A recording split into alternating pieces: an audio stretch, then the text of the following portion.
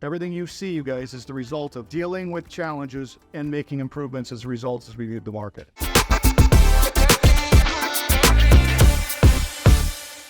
Familiarity. Familiarity is putting yourself in their shoes. You know what? I've been where you've been. And I got to tell you, there's nothing more frustrating than feeling like you are stuck in the rat race, where all you do is show up and punch a clock, and you get the same amount of money every other Friday, and you're just sitting there going, how in the world am I ever going to get out of this situation?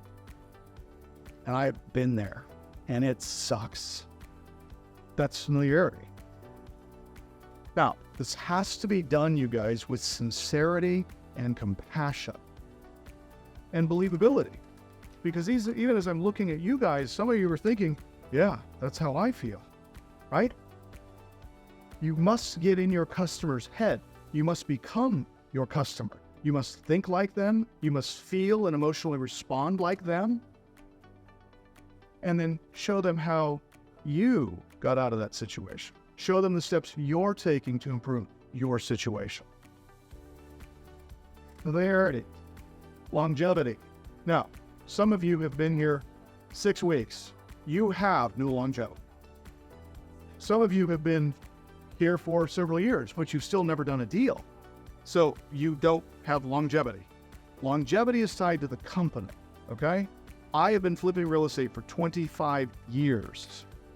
That's longevity. I went through the .com bubble crash of 2000, Y2K, ooh. I went through the World Trade Center attacks of 2001. I still remember the day I was living in one of my flips because before I got married, guys, I didn't have an apartment and I didn't own a home. I simply owned flips. And I lived in them and I would fix them. And when they sold, I'd move to my next property. Some of you guys in here that are single, you don't have wife or kids, that's exactly what you should be doing. You're not buying houses, you're not renting an apartment, you're living in the flip. You're paying for it anyway, live in the flip. Fix it up, sell it, move to the next one. Fix it up, sell it, move to the next one. I did that for 2 years before I got married. September 11th, 2001. The crew that I was running at the time, I had 4 guys. They would meet me at the house I was staying in because every night we'd unload all the tools and equipment inside the house because we were in some pretty challenged neighborhoods. And if you left tools anywhere, they would be gone. So the tools would be moved into the house. So my guys show up, knock on the door, and I open it. And I don't watch TV. I don't watch the news. So I'm pretty unaware of what's going on outside of financial information and news like that. And they said, Lee, the country's under attack. And I said, what do you mean the country's under attack? Yeah, 2 planes just flew into the World Trade Center towers and they've fallen. We're under attack. Okay. Now at the time, I've been a licensed real estate agent since 2000. So 21 years, I've been a licensed real estate broker. Again, longevity, expertise, credibility. I'm with Keller Williams. We're number 17 of all Keller Williams agents out of 134,000. We're number 17.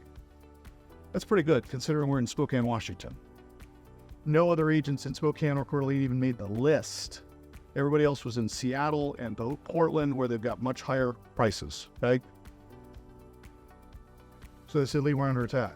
So I went up to my real estate brokerage. It was a ghost town. Nobody was there. Everybody was freaking out. I don't know, some of you guys probably were just babies when this occurred. That sounds funny to say. Phones didn't ring. And I'm sitting there thinking, I've got, 5 or 6 houses sitting in hard money loans. I'm in the midst of fixing them up. I've got payroll now I've got to cover. Phones aren't ringing. Nobody's going to buy houses. What are we going to do? What happened after 2001? After September? Do you guys remember Obama made some policy changes and the market went on a holy tear? Interest rates dropped down to 0. The real estate market went on this crazy frenzy and we made a fortune. But then the recession hit, 2008, and we lost it all. Like $40 million worth. Very painful. But we looked at the market. No such thing as a bad market, just bad marketing. So we looked at the market and said, how do we survive in this post-recessionary market? And we went after short sales. We got into the private money business. We started doing notes. That's where Kogo came from. Everything you see, you guys, is the result of dealing with challenges and making improvements as a result as we viewed the market.